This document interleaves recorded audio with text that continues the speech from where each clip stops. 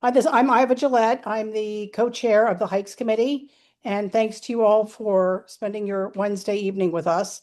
And I'd like to introduce Cliff Castleman, the co-founder and director of the Center for Wilderness Safety. For more than 20 years, Cliff has been a leader in wilderness medicine education, helping train everyone from outdoor enthusiasts and scouts to military personnel and first responders. His passion is giving people the confidence and skills to respond effectively when emergencies happen far from help. And we are really grateful for him to spend the time addressing the topics we've given him today. About 2 weeks ago, he presented a talk about ticks and Lyme's disease. And if you weren't able to attend that, we encourage you to view it. I can drop the link in the chat, but you can also go to our YouTube channel and type in ticks and you will find it. And so please, everyone joining me in welcoming Cliff. Thank you for doing this, Cliff. No worries. And thanks for having me back. I wasn't sure if I outstayed my welcome last time. So although I think it was fun. So hopefully there was some new folks in the crowd. I know we have a couple more people sign up for this one, which is neat. But yes, welcome to the first, I think, official summer safety series. Try saying that 5 times fast. Between Center for Wilderness Safety, who's celebrating our 21st year actually this year, and PATC, which is a fantastic organization. We're happy to be a part of you guys. So, all right. So today, Tim and crew have asked us to discuss a number of things. I know last time there was talk of people wanting to know things about blisters, which is super common because we all hike and we all know how much fun that is to deal with. But we're also going to deal with some heat things because, as you know, the heat dome is kind of coming and going, which is, I guess, sort of exciting if you're prepared for it. And then we're also going to talk about snakes, which I know there's been lots of people who are very excited about that. So I am going to warn you, though, there are some pictures that are going to be kind of on the gross side, and we will warn you ahead of time with a super fancy little warning symbol that'll pop up in the top left of your screen, and you'll see it. So, all right, without further ado, let's first start out with some of our heat-related illnesses, because that is what we're dealing with right now. At least it was today. It was hot and humid. So the first thing before we get into all the goodies of all the various illnesses is you have to have a basic understanding of how we get heat and how we lose heat, right? Basic heat transfer. The most easy way to describe a human being is a furnace, and we use food, we use energy, we use sugars and carbohydrates and all that, proteins and everything else. We digest it, we create energy, and that is our number one source of heat. Not to be outdone, of course, we have external heat sources such as nice warm sunshine or extra layers of clothing and that kind of thing. And of course, in the cases of where we need to use a little bit extra, we have the muscular activity such as shivering, exercising, doing jumping jacks, all the things we've all done when we're cold out. Unfortunately, if you look at that, there are 3 ways to get heat. There are 4 ways to lose heat. What a bummer. So we have, of course, radiation, which is we sweat and everything else, which goes into evaporation as well. We just give off heat. Just ask my wife. I'm a hot sleeper, and she is ice cold, so we balance each other out. You don't care about that. Conduction, convection, other methods as well. And of course, it's more important to kind of see it in that capacity where you can visualize it. I'm more of a visualizer kind of person anyhow. So, but all this thing, if you look at the respirations and convection evaporation, a lot of this is actually kind of around or based around, believe it or not, water. Water is, in fact, the key. We are made up primarily of water. And so what we teach in our wilderness medicine classes is that water makes the world go round, either too much or too little. In fact, so and this is something we're going to talk about at a later date, probably in the end of August, when we have another summer safety series presentation. One of the things that Tim has asked me to talk about is a little bit about the patient assessment system, how to deal with an emergency when you're on scene. But one of the things that we're going to get into is when people are, for better lack of terms, and this is a very, very scientific medical term, cattywampus, right? Better known as an altered mental status or ALOR, altered level of responsiveness. And we look at the things that cause that. And so blood sugar is definitely up there, but a close second is dehydration, which especially in like teenage boys, I work with Boy Scouts a lot. There's a huge aversion to water from teenage boys, drinking it, showering in it. They stay away at all costs. So, but anyway, water is definitely the key. And so that's going to affect everything that we deal with. So we're going to start off with the basic heat illness, which of course I wouldn't really call this an illness per se, just the basic progression. But of course, sweating is our first kind of line of defense. When things get a little bit worse, we get the heat cramps, you get like those side stitches. If you ever run too much, super common. Take a step further. Sometimes people will faint, and that's Mother Nature's way of going, aha, let me self-correct, which tends to scare people. So heat exhaustion, definitely not life-threatening, but definitely is very oogie, and can lead to hyperthermia, better known as heat stroke, all of which we're going to talk about today. Let's talk about the big ones, though. Of course, heat exhaustion being the first thing, and then we'll get into the fun stuff of heat stroke. So heat exhaustion, I think we've all had it. If not, you're lying. Right? Sweating, you feel like crud. You're pale, sweaty, kind of clammy. You have a headache. And again, by the way, headache is one of the absolute first signs that you're dehydrated. So look out for that one. We talk a lot about, high altitude stuff in a lot of our courses. And the very first ailment that a lot of high altitude people get, which is also based around a lack of water, is high altitude headache. So again, headache, super key, super easy to recognize. Hey, not drinking enough, that kind of thing. Vomit's always the answer. So yep, there definitely could be that. Muscle cramps, dizziness, dark yellow pee. We'll talk about that. That's kind of our early warning system as well. And the harder you work, then of course the harder it gets for your body to keep up with things, and so you start having elevated heart rate, respiratory rate, that kind of thing. But you can see pictures here. You look like you've had a day. You just like, oh, I'm so over this. I should not have come out here. And so hydration is, of course, the key. You can tell the girl on the left there, in the blue with the Nikon camera there. She looks happy. The girl in the red shorts, though, she's not a happy camper. She's definitely not drinking enough. I can see if you zoom into her water bottle there, it's like 3/4 full still, and it looks like a hot place. So definitely not drinking enough. But c'est la vie, right? So the thing is, when we're treating for this, luckily it's really easy because again, it's not life-threatening. It's just you feel crummy. If you get out of the sun, replace lost fluids, definitely drink some water. Don't gulp it, obviously, because if you do, like I said, vomit's always the answer. Preferably with electrolytes, and there's a lot of different type of electrolytes out there. But beware, and we'll talk about this when we talk about first aid kits next time as well. But the biggest thing people try to do is like there's like Cliff Blocks, there's Camelback Elixir. There's Noon. There's all these. There's Goo. There's all these different things that are prophylactic to help keep your electrolytes up, which are fantastic. Don't get me wrong.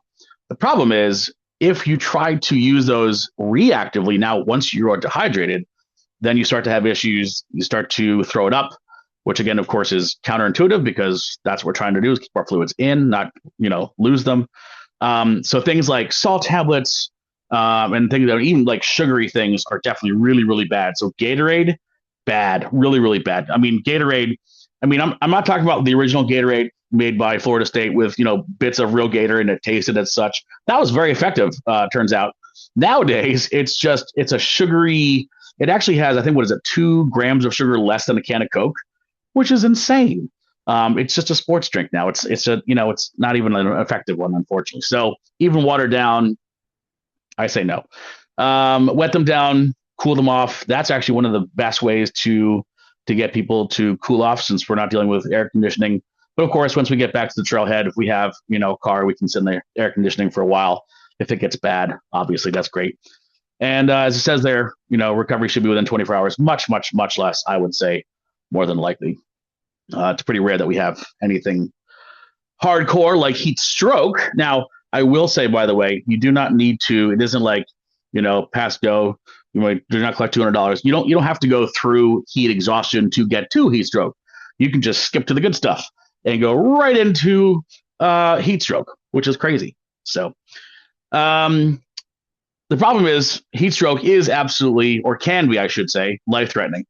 We treat it as such. Sometimes, not always, people tend to have red hot, dry skin. And a common misconception is that if you're not sweating, then you're in heat stroke. And that very well may be true. But you can have heat stroke and still be sweating, which is insane. The Wilderness Medical Society put out a little quiz not too long ago about heat stroke. And when the first question they asked was, true or false, heat stroke patients can be identified by the fact that they have stopped sweating. And of course, everyone was like, duh. And they're like, nope. Roughly 50% or more of heat stroke patients continue to sweat. So it's just those little things. You're like, oh, just because you're sweating doesn't mean it's not serious. Look for classic signs and symptoms. That's what that is, shorthand S/SX, signs and symptoms of shock. So again, they're kind of out of it.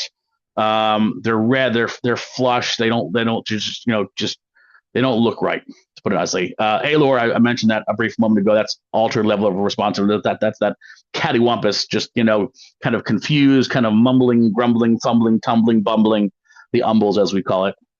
Super common here. And their core temperature is going to be 104 Fahrenheit or more. And that's kind of the key thing. The, again, headache, always there because, dehydration is the leading contributing factor to this. I will say a lot of times it's going to be an additional thing of like, you're doing something strenuous, like this guy here with the Boston Marathon, where he's just about to collapse. He's still sweating. If you look at his forehead, he's still a little glistening. He's still sweating. Dude is totally in heat stroke, which is not cool. Which is why, again, we like to keep thermometers in our first aid kits and whatnot.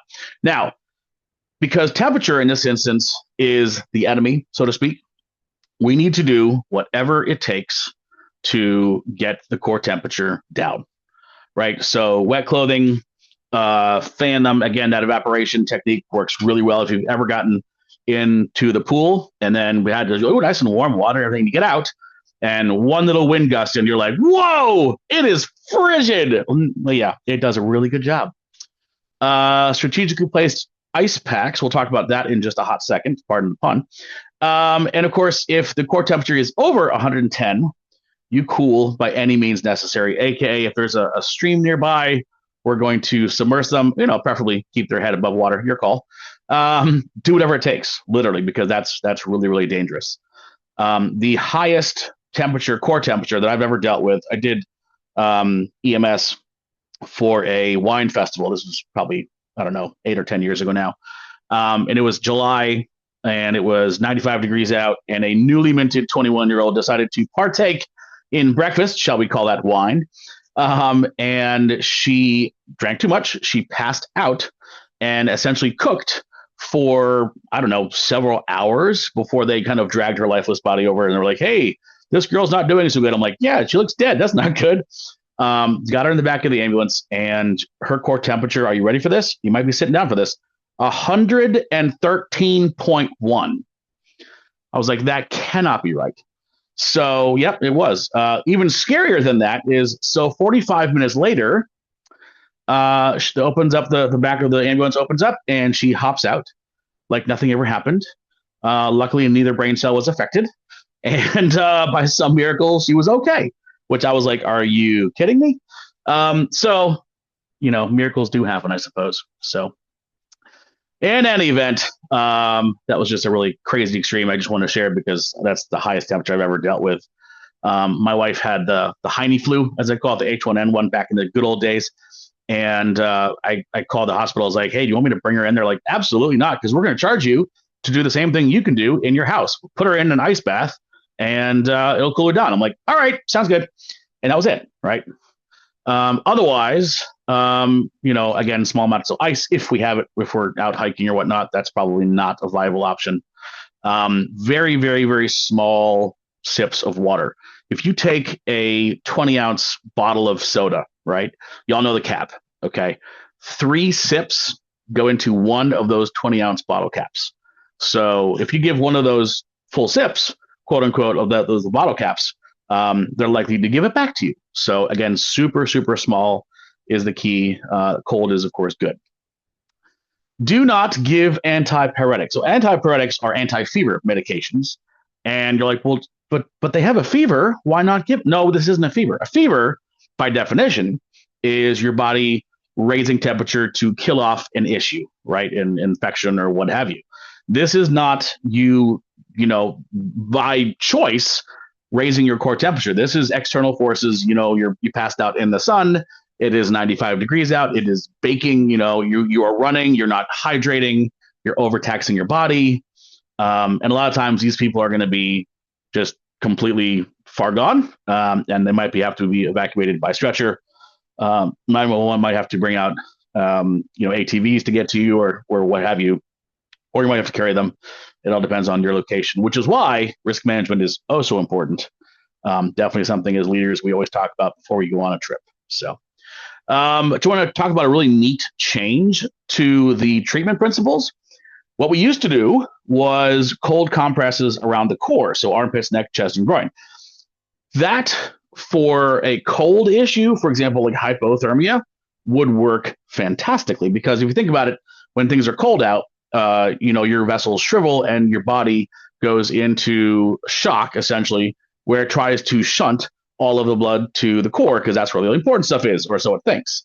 But that's where the blood is. That's where we focus our heat on, right? The thing is, we don't have that same issue with heat illnesses. And so if you think about your entire blood in your body, all of it, roughly speaking, is cycled throughout your entire body every roughly 60 seconds or so. And so what we're going to focus on instead is let's put that cold where it can do the most good on the most surface area.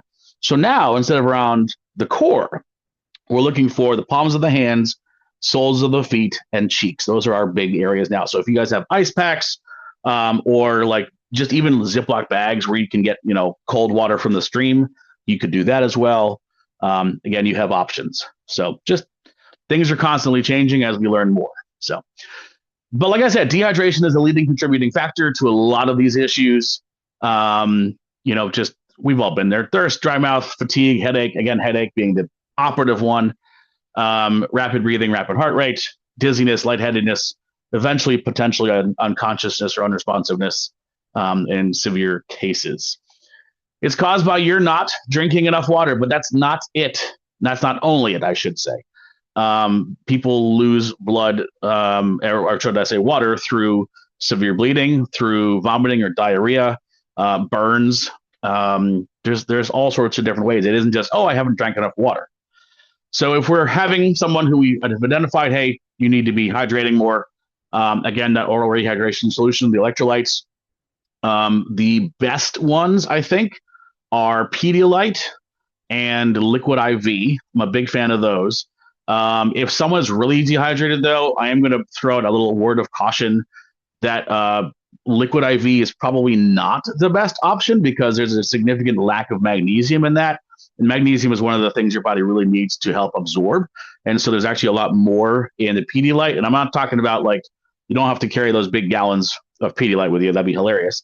You give that to the person in your crew who you like the least, right? No, they have little powder packs, right? And they're super small and cheap. And they don't taste the greatest, but they work. So what do you think about LMNT? I'll be honest with you, I don't know what that is. LMNT, they're great letters. I've never heard of that. I'll have to look into that. It's electrolyte. Yeah, I figured as much. I'll have to look into that. I do not know. Higher salt. Okay, that's interesting. So if going back to what we don't want is pure salt, right? Pure salt, pure sugar. Not only do they slow down water absorption into the bloodstream, they also induce vomiting, right? So that's not a good thing. So higher salt, as long as it's balanced with calcium, magnesium, and a little bit of glucose and vitamin K and those kind of things. I will say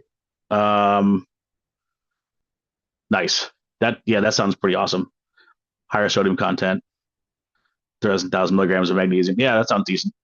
But again, even that, we're drinking small sips, right? Because again, they're going to want to guzzle, I know, but just nice and slow and steady kind of wins the race. The easiest and most fun way that we get to find out that we're dehydrated, of course, is your pee. It is our early warning system. So as we always say, mountain man pee, clear and copious is what we want. It should look like water or darn close to it. It should not be yellow. It should definitely not be dark or cloudy. And I will say, if you, so a lot of folks will have like the vitamin B, the Zip Fizz or 5 Hour Energy or whatever else. Those will make your pee like neon orange. So don't freak out when you start peeing neon colors. Yeah, necessarily, but you probably shouldn't be doing that on the trail. You should probably be having some more water intake, enough to, and this is fun and good and all. I do want to point out there's an adult version of this chart. Which I want to point out. This is my favorite one to show in class. I think actually, by the way, I love Guinness Sea Medical. Yeah, you should. And by the way, this is just color, right? We're not judging on taste. Just to let you know. So if your pee is a Yingling, then we're not good. Of course, I'm a guy, right? So I can see my pee. Whereas women, when you guys sit, you may not be able to. Obviously, when you wipe, you certainly can see some of it. So we're more kind of focused on when women are dealing with this PSA early warning system. We're worried about, are you going often? Are you going small amounts? Does it seem to be like just little kind of concentrated bits off and on? Is there any sort of weird, like really, really pungent smell? Just things of that nature. A lot of it is common sense, but people don't tend to think about it because maybe they're not the right sex or whatever. So anyway, I digress. So prevention. Drink a minimum of 3 to 4 quarts a day. Yep. More, obviously, if you're doing high stress, high activity kind of things, depending on where your eyes are. Even more if it's like way crazy hot.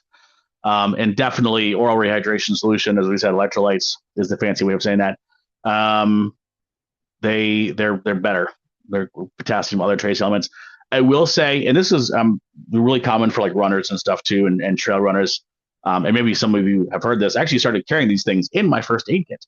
In addition to the oral rehydration solutions, I have now, when I go to McDonald's, which I don't like to go too often, but they have these free little packets of mustard and pickles work incredibly well for helping people rehydrate a little bit, helping ease some of the issues with your muscles.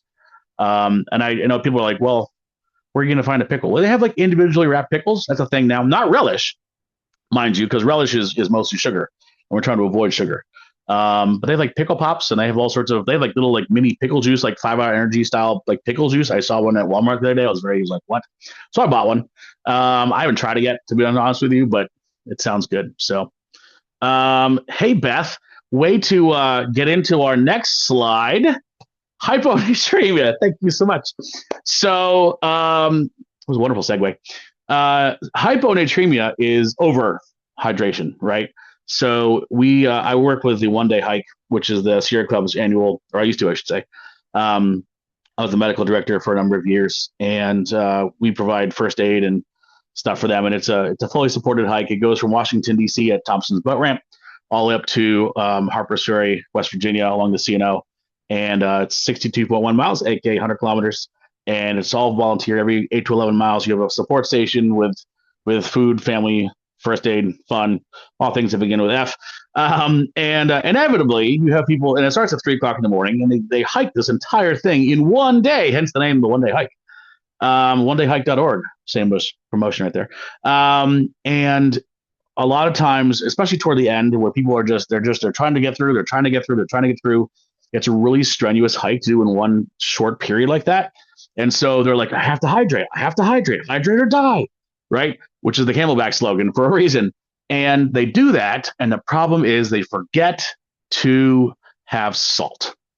And so hyponatremia is simply put, it's your lack of like hypothermia, right? Natrium, which is sodium on the periodic table. So it's a lack of salt, right? It's lack of salt due to overhydration. Swelling of the hands and feet, pardon me, fingers, joints. A lot of these similar symptoms to dehydration, oddly enough. But the big difference is lots and lots of pee, and it's usually clear and copious, like crystal clear. Tremors, yes. So I've rarely seen tremors or seizures, pardon me. But I've seen tremors. It looks like they're shivering, but they're not cold. So we need to, start to up that salt very slowly. Again, just like we do with water. Rest them down. Electrolytes, nice and slow until they wins the race. Pickles and mustard for this one as well. I've seen it firsthand has a huge, remarkable difference, even faster and more effectively than Pedialyte, which is crazy to me. So make sure they don't, pass out or vomit or anything else. Just goes a lot of common sense. And we never know the extent of it. So always assume that this is an evacuation worthy emergency. So we're going to not necessarily call 911, but, maybe someone needs to have a trip to the ER after they're, someone from the group brings them back or whatnot. Or, if you just don't want to take a chance, it never hurts to call 911. We'll come blazing. So, pickle juice is the life. Get pickle pops, man. I'm telling you, JB, you're onto something. So a very common thing along with that, by the way, is rhabdomyolysis, or rhabdo for short. And then with the word myo means muscle. And a lot of times we see this with hyponatremia, which is basically, again, so now you're doing a super hardcore taxing event, aka you're hiking for an entire day, which is nuts, and you're overhydrating, but you don't have the salt, and your body needs your protein, the salts, all the different things that are in these electrolyte packets of yours, and in the chips you're eating, and the snacks and the gorp and whatever, and your muscles are like, dude, I need it. Where is it? And because you're doing this hardcore activity, at some point, rhabdo sets in, which is basically your muscles go, listen, I give up. I just can't keep up with this. I need the salt, and you're not giving me any. So I'm going to now break down. And they break down really quickly. And all of those proteins all of a sudden back up into your kidneys. And your kidneys were like, oh, I can't handle this. And so all of a sudden, it's like someone hit a switch, right? And your pee goes from clear and copious to switch, dark, like watered down Coke. I mean, it just boom on the dime. And then again, these tremors, so to speak, usually I've seen like they look like Charlie horses from hell. Pardon me. In your calves is the most common place people tend to have them. And like nothing makes them go away except for pickle juice and mustard. So but yeah, I mean, obviously, it did look like absolute just death. They're just, they're pale, or if they're, if they're African American, Asian, they're at their ashen gray. And it's you can tell it's like, oh, this isn't good. So in that case, I would definitely call 911, have someone do that. So salt stick, I don't know what that is either. It does not require mixing water. Oh, neat. That's kind of cool. That said, we want water. So if you're dehydrated, but maybe as a preventative. So mustard and mostly vinegar and spice. That's true. Yep. You're not wrong. All right. On to topic numero dos. Does coffee count as water? Depends on how thick it is, right? All right. Let's talk about fun things of blister care. Yay.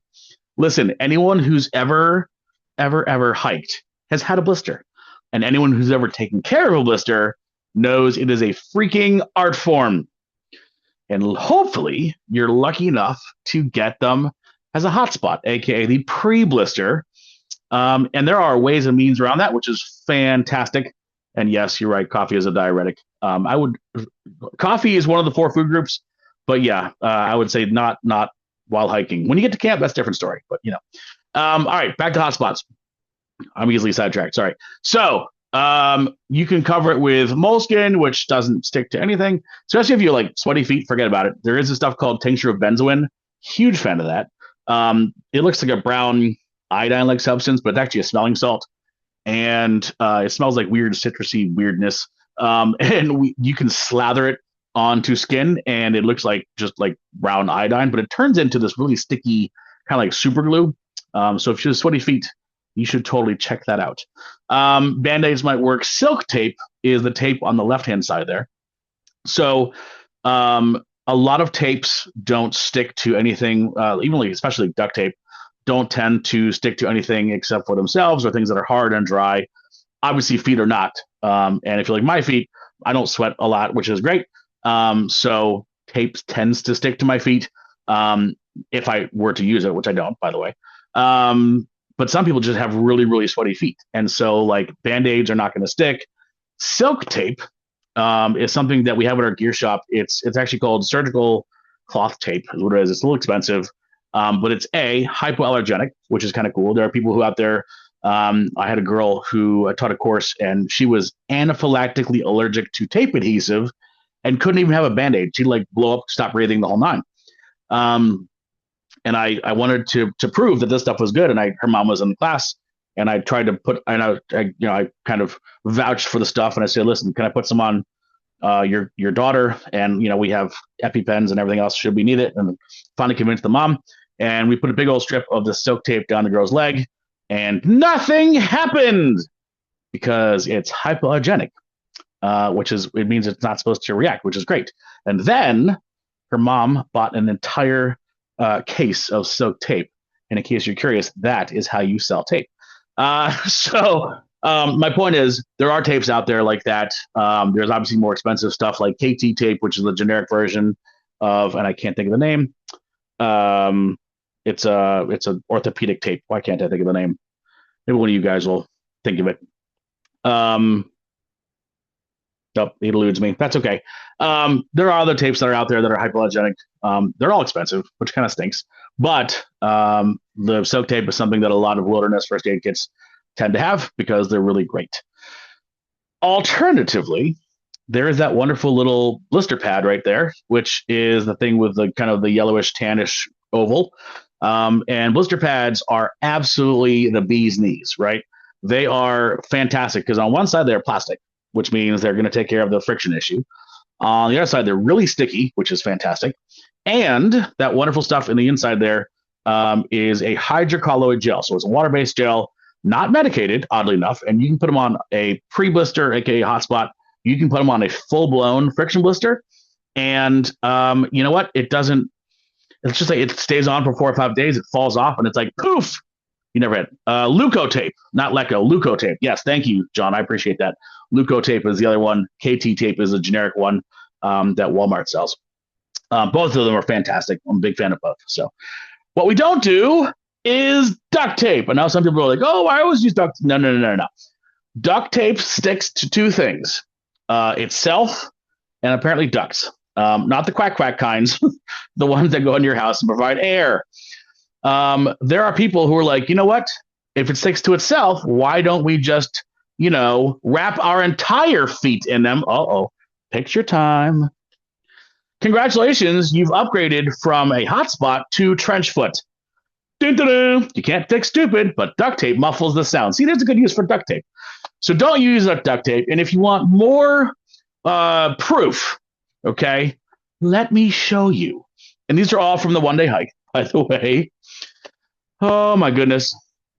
Okay, so the one on the right is a picture of a blister on top of a blister on top of a blister. It's like blisterception. The top left, so her blister was the size of a dime, and then she put the duct tape on. You actually can see the outline of like where it was. That'll teach you. The guy on the bottom left, though, decided that he was going to wrap his entire feet, each individual toe and everything, in duct tape and hike to the first station, which is almost 11 miles in, by the way. This is, again, from the one-day hike. And so he didn't get any friction blisters. However, there's also these things called pressure blisters that are blisters under the tissue of the skin that you can't really see, but it makes it excruciating to walk on. So you've traded one ouchie for another. Again, don't use duct tape, okay? Just trust me on this.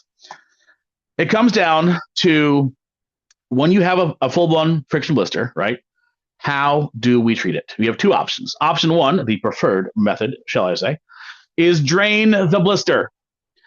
I will say that is definitely by far the best because you have this serum, right? This liquid in there, and it's under pressure and it's pushing up against the raw tissue, the raw exposed skin of yours, and that's what hurts. And so if we get rid of the pressure, ta-da, you can continue, and life just got a whole lot better. So feet are gross. I've always carried diaper pins with me. The difference, by the way, between diaper pins and safety pins being that diaper pins are made of stainless steel, so they'll never rust, which is great. Versus the other ones, safety pins are either tin, aluminum, or nickel, and so they're a soft metal, and they tend to rust. So, but anyway, I've always used those with scouting and camping and everything. And my very first time at the one-day hike, before me there was a physician, and she had bought all the materials and everything else, and she had bought these hypodermic needles, which I was like, that's a fantastic idea because they're sterile, they're sharp, they're designed to go in there. And so I'm like, this is great. This is way better than my method. And the key here is to pop it at the lowest point of gravity, and then aim it down. That way it squirts down. And I'll tell you a horror story real quick to remind you, those of you who do use hypodermic needles, because I was so used to using the safety pins or diaper pins rather. I put it in like I was playing darts, like straight in, right? So I put the kid's foot up on the table there. And by the time my brain recognized that, oh yeah, hypodermic needles are hollow, let's just say there are certain tastes that one can get out of one's mouth fast enough. Foot juice being one of them, which is absolutely, I like to call it instant puke, right? So I kind of popped it and went, that was a great way to start ththings out. So I learned very quickly that, hey, guess what? Always point down and maybe into some gauze or something to collect that nasty grossness, just because it's under pressure and it's going to squirt. So now you can't unhear my story. Anyway, so once you have it now, of course, just, covered up with either a blister pad or something of that nature, that would work. You could use, again, Band-Aids, but they don't tend to stay on, especially with sweaty feet, even once you've popped it. So maybe some silk tape or something, or Leuko tape, or, KT tape, or whatever have you. So, option two, cover the blister. So if you want to do this, you can do this, I suppose. Basically what you're doing is you make a moleskin donut, right? So you cut out the size of the blister, and you go multiple layers on top of one another, until it is higher than the crest of the blister. And then you want to put some sort of tape on it or something. And then you're going to put it back in your boot. Okay. So I don't like this method personally, because if you think about it, you already have tight quarters already. You've got friction, you have heat, you have sweatiness, you've got moisture, and you're making it worse. I mean, technically, right? So you're making it even tighter. And some people will actually do a grape-filled or jelly-filled donut, if you will. Grape is one option. Triple antibiotic, Neosport or something is option number two, whatever. You're setting yourself up to fail if you do that, if you think about it. Because, and this is the best analogy I could come up with on short notice, but let's say that you want a peanut butter and jelly sandwich, and you're like, I really want a peanut butter jelly sandwich. So 2 slices of bread is for amateurs. We're going with 5, okay? We've now made it. It is fantastic. You are so super psyched. And then you go to bite in it, and you're like, oh, right, that's really big, and my jaw does not unhinge. So what happens? The entire contents of your awesomely made PB&J just squirt out the sides, thereby completely destroying the work you've done, which means now it's going to just erupt, and it's just, you're kind of setting yourself up for failure. So the preferred method, like I said, drain the blister. Cover the blister is option 2. If you want to do that, you do you, boo. I'm not a big fan. I will say I used to teach for Red Cross for 19 years. And the last year I was with them, they finally caved in. They were very against draining the blister because it's an invasive procedure, right? Even though it's dead skin, who cares? And so they were like, all right, you know what? I guess draining the blister is acceptable, but their verbiage still to this day cracks me up. What they haven't changed, I double checked.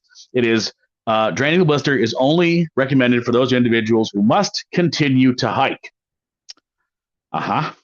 So like everybody? Cool. Awesome. Anyway, so last bit here before we get into our next section.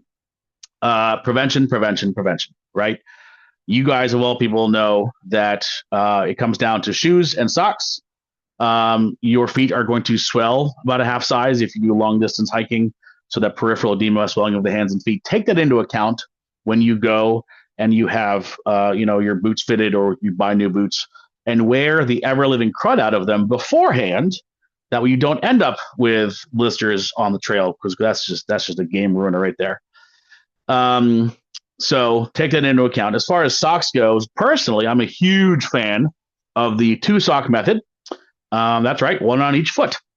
Because I don't have sweaty feet and I wear smart wools and they have a liner built in. And so I don't ever need to worry about that. But if you do have sweaty feet and that's kind of your thing, the liner are great. The toe socks, I can't handle them, but other people can. Go for it. The key here is stay away from cotton. Cotton kills. And keep your feet dry. There are powders you can use, change your socks often, all that good stuff. All right, moving on. Lightning. So this is kind of fun. Are you guys ready to see some lightning? Boom! This is not slowed down, by the way. This is like live. And this is something called lightning curiosity, which is a really neat little phenomena where basically it kind of goes out. And then as soon as it finds the ions in the ground that it parallels with, then it goes, hey guys, here's where we're going. And it all redirects. And that's when we see that big fruit. Yep, you can see right there. Just really neat to see, right? It's super common out west. We don't get to see that out here very often. So, darn tough. Those are good too. All right. So we have a really quick quiz. I want to see what you guys do. I want you guys to answer in the chat. All right, that's your thing here. True or false? Lightning never strikes the same place twice. Put your answers in the chat. What do you guys get? Oh, here we go. There we go. You guys are smart people. Love it. Lightning, you are, in fact, correct. In fact, just ask certain people. That's all I'm saying, right? Okay. Question number 2. If struck by lightning, human body retains electricity. Put your answers in the chat. Let's see what here. Oh, false. Okay. A couple of truths. Interesting. So the answer is true. For 120 nanoseconds. That's false. Sorry. I don't know how that's insane. That's a very short amount of time. Long enough that we can say, no. All right, let's switch it up a bit. True or false? Lightning may strike before, during, and or after a thunderstorm. Yeah, I think you guys got that one. That one is sadly correct. Which is crazy because a number of years ago in the late 90s, there was a case in the Florida Keys where a girl was struck playing softball by a lightning bolt, and the skies were completely blue and no thunderstorms anywhere to be found. And NOAA verified that the storm was 37.4 miles away. And so just because you don't see it doesn't mean it can't happen, which is terrifying. So yes, lightning is attracted to metal. True or false? Oh, a bunch of trues. Ooh, a false. Oh, a couple falses. Interesting. That actually, don't hate me, it's false. So metal is not an attractant. It's actually the ions in the ground. Unfortunately, that's not true. So metal is simply a conductor. I know, semantics. I'm sorry. All right, one more, just to see how good you do. Lightning can cause serious internal injury while leaving no external signs of damage. Yeah, I think you guys got that one, right? It's true. People tend to think they know how to avoid lightning and what causes injuries and death from lightning. And it's not what you think. So I'd like to introduce you to a very good friend of mine who has decided to grace us with his presence. His name is Dr. John Gukin. He is the recently retired risk management and curriculum director of NOLS, a National Outdoor Leadership School. And he actually wrote the lightning safety section in our books, actually all of our books. And he is regarded by NASA and NOAA as one of the premier lightning safety experts in the country. And he lives in Wyoming. So here's a video instead.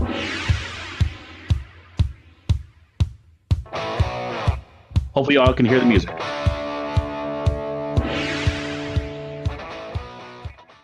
first myth is that direct lightning strike is the leading cause of lightning-related deaths. And that's not true. It's actually the ground current that's most likely to get you. Ground current is the leading cause of lightning-related deaths and injuries. There he is, the man, the myth, the legend. About half the people that die around the world by lightning every year die by the ground current. Lightning strikes, it hits the ground, then all this voltage is there that drives current. All these electrons go into the ground. It's more highly concentrated right where it first strikes, and it dissipates across the ground. The difference in voltage is what drives amps of current across your body. If you have one foot standing on the ground and there's one voltage here, and the other foot's standing on the ground over here, there's a different voltage there, especially if your legs are really far apart, there's going to be a greater difference there. It can drive enough current from that lightning strike to kill you. If your feet are closer together, there's a lot less difference between the voltages driving the electricity through your body. And so the ideal thing is just put your feet together. To help illustrate this concept, we met with John Gookin and some volunteers to test ground current. We do this in our wilderness first responder course. It's a lot of fun. The way you get electricity to conduct better is you use a smaller grain size of dirt, and you add more moisture to it, and then it conducts more electricity. And what I want you to do is to feel how when you put your fingers maybe a foot apart, that thing's blinking about once a second. It sends 7,000 volts through there. And if you put your fingers further apart, read the warning carefully. Feel it. And now I can really feel it. Uh-huh. Now I can really, really, really feel it. Awesome. And so what I want you to do is to play with it. Train your body to remember this so that 50 years from now you remember this. That the closer you put your body parts together on the ground, the less electricity goes through your body. Knowles has proven that experiential education is the best way to learn. In this example, our volunteers are feeling the effect of ground current. This experience will be helpful in the future. Oh, yeah. Crushed! Crushed! The real way to protect yourself from lightning is to not be in the wrong place at the wrong time. Read these lightning tips carefully, especially the last one.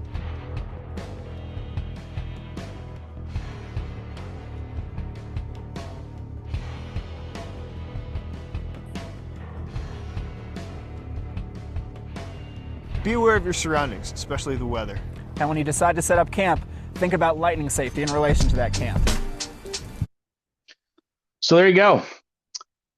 Direct strike is the tiniest sliver there. Ground current and side flash. Side flash, by the way, is basically just goes outward like that one crazy leader that we saw or heard of, rather. The average distance of a side flash, by the way, is roughly 6 miles. And that little piece of information is very, very important. I wanted to address Tracy asked a really great question. If lightning isn't attracted to metal, then how come people put lightning rods on houses?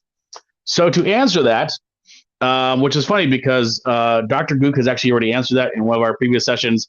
So I'm just going to take 5 seconds and read his answer to that exact question, which makes sense. So he says lightning isn't attracted to metal itself. It's attracted to the easiest path for an electrical discharge between the cloud and the ground. Lightning rods are installed because they are placed at the highest point of a building and connected to the ground with a thick metal cable. If lightning is going to strike an area anyway, due to the height, the rod intercepts it and safely carries electricity into the ground instead of through the house. So therefore, a lightning rod doesn't actually attract lightning from farther away. It simply gives lightning a safe route if its strike occurs, and that's what protects the building or house. So there you go. So this ground current is the biggest thing. That fuzzy stuff you see there represents ground current. If you know the topography, which let's be honest, a lot of people don't, so long as you're not the tallest object around, you're relatively safe. Obviously, you want to be in the lower, tree lines there, below, everything where you're definitely not an access point. A singular tree out in the middle of nowhere, or a singular high point, definitely not a good thing. Gullies are horrible, as a lot of people can attest to. Not only is there ground current going right through there, but their flash flooding happens there as well.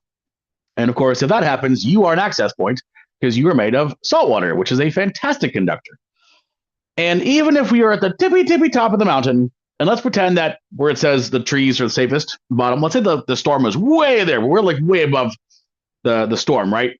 We're not safe up there because unfortunately, this thing what's it called? The ground current or even side flash or anything else does not care about things like gravity. So that's a problem. Deep into a cave, relatively safe-ish. I would say don't be near the outside because it's going to come right through. Again, ground current is the biggest issue there. Stalactites, stalagmites, like giant tasers. So yeah, we've always taught this thing called the 30-30 rule. And the 30-30 rule is, or was, I should say, if you see lightning and eventually you hear the thunder, for every roughly 5 seconds that go by, it's about a mile, right? And it's not exact science. The speed of light, obviously 186,000 miles per second. The speed of sound certainly varies depending on altitude and humidity, etc. But I will say, we know that the average distance of a side splash is 6 miles, which would be 30 seconds count. So we used to say anytime that you're within 30 seconds count, aka 6 miles of a storm, you should get into what's called the lightning stance position. This has now changed to reflect we are now more kind of proactively focusing on the whole, like, hey, things are going to go wrong. Let's get off the mountain ahead of time. So those of you who have taken wilderness first aid classes or wilderness first responder courses before, this is a change you're going to hear next time you take your course. But if the storm is within 30 seconds count of your position, aka within 6 miles, immediately get to a safe location, avoid tall, isolated objects, etc. If, as a last recourse, you need to, then lightning stance position until the storm is again 30 seconds away. And that is basically like this, right? So you're crouched down, low to the ground. As Gook said, feet close together so that you're making one essentially access point. Your ears are definitely important, and what you can't see is mouth open as well to try to hopefully equalize some of the pressure. I've seen firsthand. So there was we had an incident where lightning struck about 20 feet away from an individual. They were thrown backwards, and both of their eardrums were ruptured, and they were bleeding out of their ears. And once they came around everything else, they basically said that it felt like someone taking spears and just repeatedly, smashing them in the ear and in their head. And I've heard that it's comparable to childbirth as far as the pain scale goes. If you have an insulating barrier, aka foam or some sort of air barrier, sitting on it, and we'll go an inch and a half or more, sitting on it is okay as well. What's ill-advised is that you lay down, because then you're more likely to just, kind of actually like let your hand over the side and you're like, oh, whoops, sorry, my bad. So that's that. Question: what's wrong with this picture? Well, if you answered they're Boy Scouts, you would be correct. Because what happens if lightning strikes? Oh, right there. Well, they're all toast. In fact, the people who are the worse off are the adult leaders. Shall we call them the volunteers for tribute? So if you are in an instance where you find yourself in a lightning prone area and you have not been able to get off the mountain, this just alone is the lightning stance, but there's a little bit more to it than that. Like, number one, you have stuff in your packs that may go kaboom. So take off your pack, make a pack pile or a pack line. And yeah, as Ann said, spread out. Do not huddle together. Spread out at least 20 or 30 feet apart from one another, basically within visual distance. Knowles and the Wilderness Medical Society, their protocol is within 20 to 30 feet. The Boy Scouts of America and the Red Cross, in their oh so wise wisdom, their protocol is, and I quote, at minimum 100 feet apart from one another.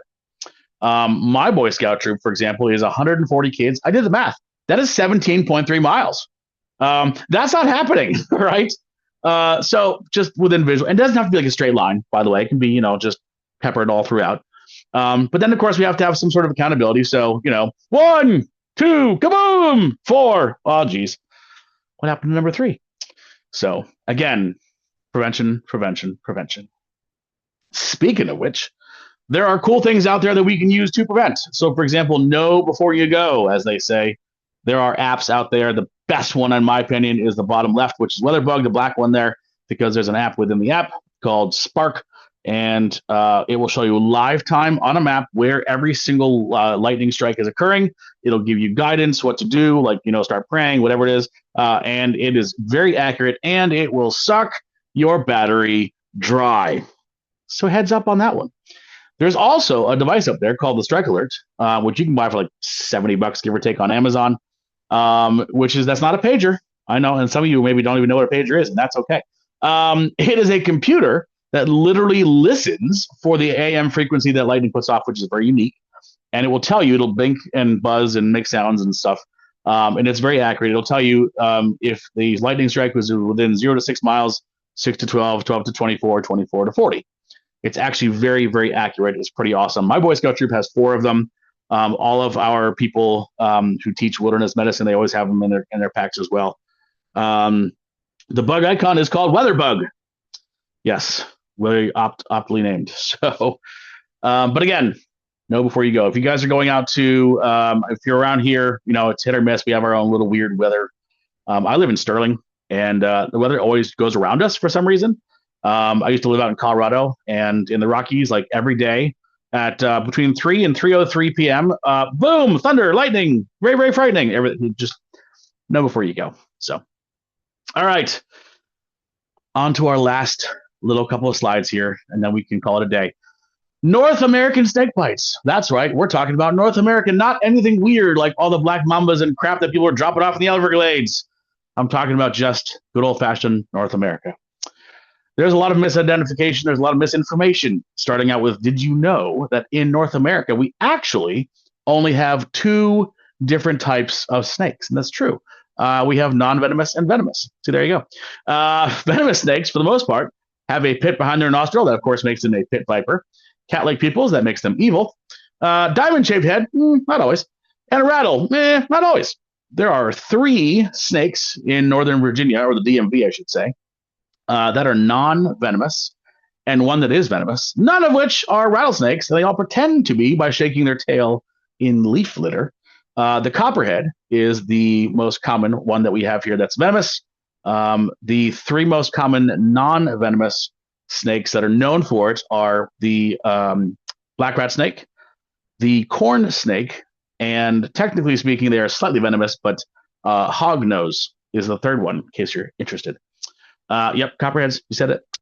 Now, non-venomous snakes, for the most part, have a round head and round pupil, but not always. And here's the thing. I have been in situations where I've had lower light, and I've seen definitely round pupils on venomous snakes. So head shape and pupil shape should never be the way that you're trying to identify a snake, all right? After the fact, sorry to say, here is a way to tell. If you were bitten by a venomous snake, there's a good chance that you were possibly envenomated. The way they do so, of course, are through their fangs. And so you might see 1 or 2 puncture marks that they envenomated you. Versus like a garter snake or a black rat snake, they don't have the fangs because they don't have venom. They don't need to inject. They just kind of cookie cutter gnaw at you like we do. So you might see more of a defined bite shape like that, like a jaw, right? So let's play a game here, right? This is called, is this snake venomous? What do you guys think, right? So we have kind of a diamond-shaped head a little bit, but we have the hourglass on the thing there. No, oh yeah, really? No, really? No, northern water snake, really? Yeah, you're right. It's a brown northern water snake. Not venomous, but definitely very pissy, I have found out. So on numerous occasions. But wait, there's more. What about this snake? If you look to the right, look very carefully, you actually can see the fact that it is actually currently rattling and moving at the time of the exposure. So yes, this obviously is a western diamondback rattlesnake. This picture, by the way, was taken in the parking lot of a Boy Scout camp known to some people as Philmont in northern New Mexico. So those are fun little guys. But wait, there's more. What about this one? What do you guys think? No, yes, no, no, yes, no. Okay, so we're all thinking about the coral snake, right? I mean, that's obviously the go-to. If you look closely, now there's a couple of different sayings, to the best of my knowledge. The one I always remember is red on black, venom lack, which I see on the right-hand side, right? And then red on yellow, kill a fellow, which I see on the left-hand side. So for this snake, does that mean like every other bite is that venomous? Not like how? Huh? Here's the problem. So there's a lot of different sayings. Most of them are wrong.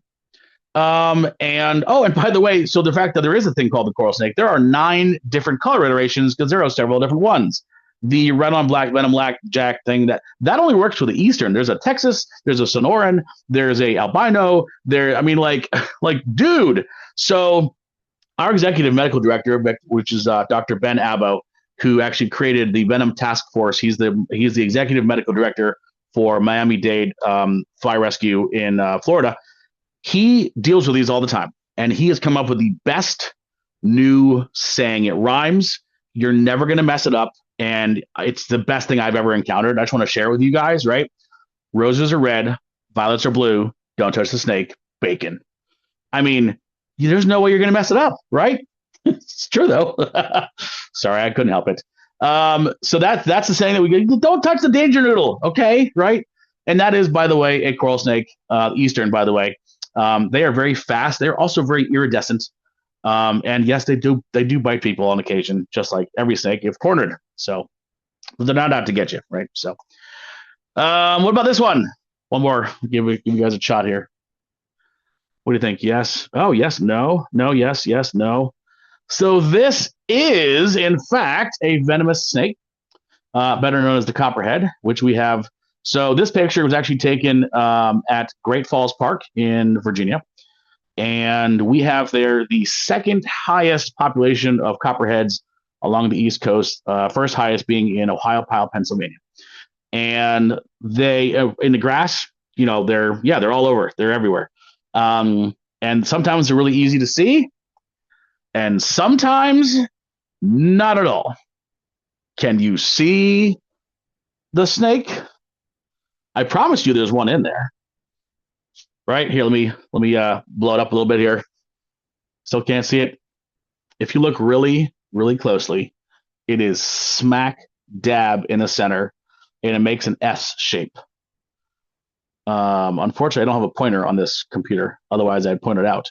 But it is smack dab. And if you can, we'll post this picture as for funsies on our Facebook page, Center for Wilderness Safety. You guys can go look for it.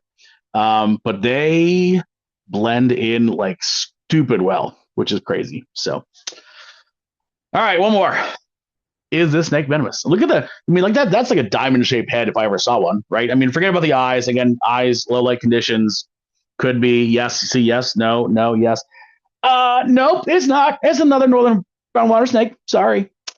And the funny thing is that picture was also taken at Great Falls. And before Rachel took that picture, that snake did not have a head shaped like that. They flattened their head to mimic other things, just like other snakes, like we said, shake their tail and leaf litter and stuff to pretend. Also, if you look at the scales, do you see how they're like keeled, like the keel of a boat? It tells you two things. A, it tells you it's a water snake. And B, you're too close. You shouldn't be that close. I'm just saying. All right, one more, just because I couldn't help myself. Is this snake venomous? I don't think V is the answer, but yes. Yes, I hear yes. If you look carefully in the wide open, white, gaping mouth of this cottonmouth, do you see the fangs? They're like 2 or 3 inches long. Woo! They absolutely are there. Yep.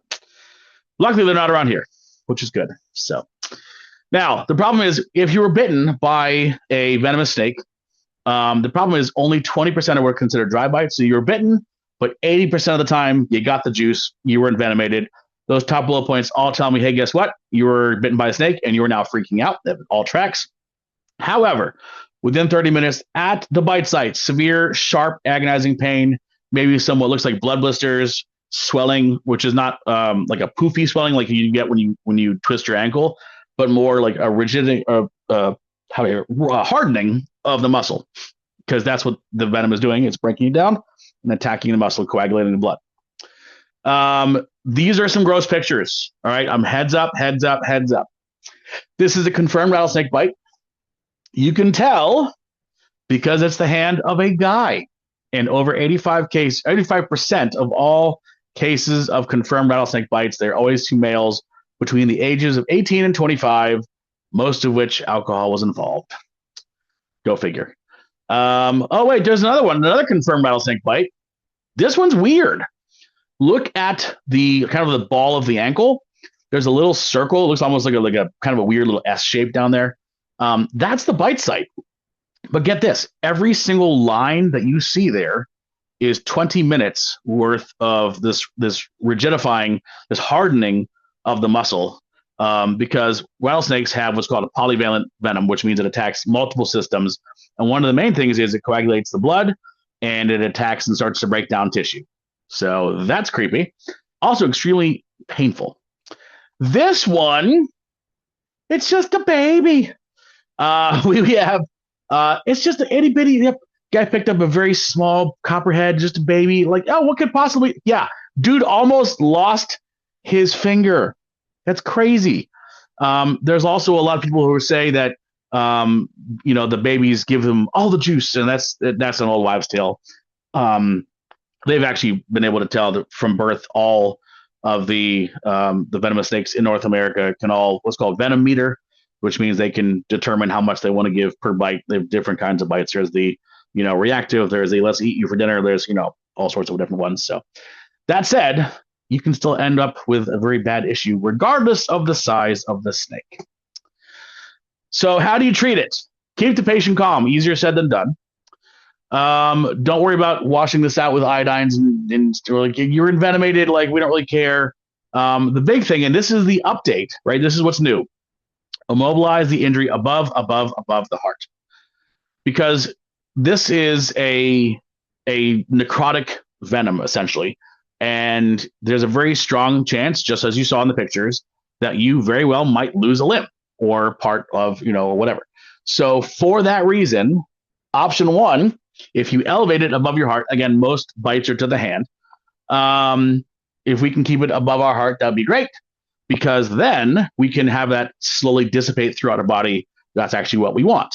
What we don't want is it to coagulate and stay in one concentrated place, because again, the chance of using or losing, a limb or whatnot are significantly greater. So that's a new thing. Option two, or really one when you think about it, is get the heck out of Dodge, right? So this is one of those situations of like, if you're bitten in the foot or ankle, which happens occasionally too, that doesn't mean like you have to walk, do a handstand now. Good luck with that. Like, no. If it's easier and safer and faster to get out, to go to the trailhead, to meet someone to drive you to the ER or meet you at the ambulance or whatever, then you do that. Option two being, okay, we have to wait here because weather or terrain or location dictates. Then while you're waiting for assistance, while you're waiting for rescuers to come, that's when I'd be immobilizing above the heart. So to explain what that is. If you were bitten by a coral snake, there's a very unique venom that they have, which is one that actually makes you stop breathing. It affects your diaphragm. It's a neurotoxin. And so that actually you do want to keep all coagulated. There's something called the Australian wrap. You can ask me about that offline. I'll tell you all about it. But basically, it's very different from the crotalids that we have here. So all our rattlesnakes and coral snakes, or not coral snakes, probably rattlesnakes, copperheads, and cottonmouths. There we go. Get my snakes straight. Here's what you don't do, and I absolutely love these. Do not cut, suck, use a tourniquet. I love that one. Personally cold or electric shock to remove the venom. Don't taste me, bro. That's where that came from. Someone tried to hook up a battery. Like, hey, man, no. Put the battery away. Do evacuate to definitive care as soon as humanly possible. Why? Because time is tissue. By the way, there is a picture of where the danger noodle is from that picture we just showed you before. Do you need to identify the snake? Absolutely not. No, you don't. And by all means, do not catch the snake. And sure as all heck, do not bring the freaking snake into the freaking ER unless you want to be removed by large, hairy men. Don't do it. The more important thing is to let the people know in the ER or wherever it is you're going. Geographically, this is where I was bitten. Because I can tell you, if you were bitten in like the Shenandoah National Park and you're positive it was a rattlesnake, I can tell you with somewhat certainty that it was probably a timber rattler, because that's basically all we have. Versus if you were bitten in Great Falls, I'm like, it was a copperhead, because that's all we have. The reason why we care about that is because of the antivenom that you're going to get. And there's only 2 antivenoms that are out there. Crofab is the big one. That's the most common one. There's a new one. This is the update. This is super sexy. Called Anavip, which is FDA approved in 2022. It's a heck of a lot better. And on top of that, the problem is it's like so new that pretty much nobody has it, which kind of sucks. You're going to get 4 vials of Crofab if they warrant it. If you're bitten by a copperhead, by the way, we don't tend to give antivenom. It's kind of a pointless thing. You just got to let it work its way out, and they don't really give a lot of venom. It's made via sheep. So sheep and horses are not allergic. We'll call it allergic. They don't react to venom. So there's actually something in their blood that breaks it down. So that's actually how they make the drugs, is they'll inject the sheep and or the horses with the venom, and then their blood does the magical thing, and then they suck it out of there, and they bring it through a magical time machine, and they go poof, and that's pretty much how it does. This is obviously not my forte. So, but you get the point. It's kind of neat. So for that reason, Crofab being the most common one, if you're allergic to sheep serum, because there's other medications that do that, pineapple, papaya, or if you have alpha-gal, which is that lovely red meat allergy from ticks, they will not even give you Crofab because the chances of having an anaphylactic allergic reaction are very, very strong. Versus Anavip, which is a heck of a lot cheaper. You're going to get 10 vials, boom, done. It lasts for about a week. And unless you're allergic to horse serum, there's no contraindications, which is pretty fun. Snake oil kits. That's true. You heard me right. It's not snakebite. It's snake oil kits. They don't work. The one on the left is the official Walmart brand, and it's called a $20 donation to Walmart. It does not work. It has a 0% efficacy. And the soy extractor on the right-hand side is good for other things, but has been shown to remove 1/1000th of the venom from an average snake bite. So if you use it 1,000 times, you're wasting time. If you want to learn more about snakes and venom and all that kind of cool stuff from people who are much, much smarter than I, go to wildsafe.org/snakes. We've partnered with a bunch of really great folks. There's articles there on the venom, how it works, treatment, avoidance, myths, all sorts of really great stuff. I highly recommend that. So, all right. I know we're wrapping up on time, which is great. A real quick quiz just to see how much you retained. List of 4 progressions of heat illness. If you guys remember this, what's the very first one? Sweating. Followed by the second one, heat cramps and possibly fainting. And then we have the one we actually care about, heat exhaustion. And finally, the worst one, heat stroke. Question number 2, true or false? The most common way lightning injures people is through direct lightning strikes. False. No, there's not. Unfortunately, ground current is, in fact, the most common. Next question. What's the best treatment for a full-blown friction blister? And if you answered pop the blister, you are correct. Don't forget to treat them, though, with like nasty, because they're gross and stinky and, ugh. So wash it first, then pop it. Lowest point of gravity. Remember that one. Dress it appropriately. And then if for some reason you're one of the weirdos who are like, I want to use a moleskin donut, you know what? Go for it. Just don't tell me about it. We can remain friends. Let's see here. 3 signs of heat exhaustion. So not heat stroke, heat exhaustion, right? Sweating, lethargy, nausea, pale, sweaty skin, headache. Again, that's always the key, right? Vomiting, muscle cramps, dizziness, dark yellow pee, elevated heart rate and respiratory rate, etc. And let's just do one more for good measure, right? If bitten, one must properly identify the snake. And then be sure to catch it and bring it to the ER. Let's just add all that in, right? Yeah. False! Come on now. Crofab and VIP are used for everything. Woo! Congratulations, folks. You made it. You made it. I don't know how, but you did it. A lot of our slides you just saw came directly from our wilderness first aid course. More information on that is at wildsafe.org/WFA. I saw some people asking for the PDF. Yes, I can turn this into a PDF handout, and I will email this to the lovely folks at PATC, who will then, I guess, can disseminate it or have a link to it somehow. And we'll do that for the next one too. So also, while I have you guys here, this is the brainchild of PATC. We love this. If you guys have topics that you guys would love to learn about, now's a great time to put them in the comments and say, hey, I would love to learn about this. Because then we can, we want to make sure that this is good for you guys and you guys get the most out of it. So will there be a replay? Yes. PATC will have the link up to this at some point here, probably this week. Although today's Wednesday, so who knows? There you go. Thanks, Tim. Yep. Send comments to hikes@patc.net. Also works great. So if you guys have any questions, now's the time.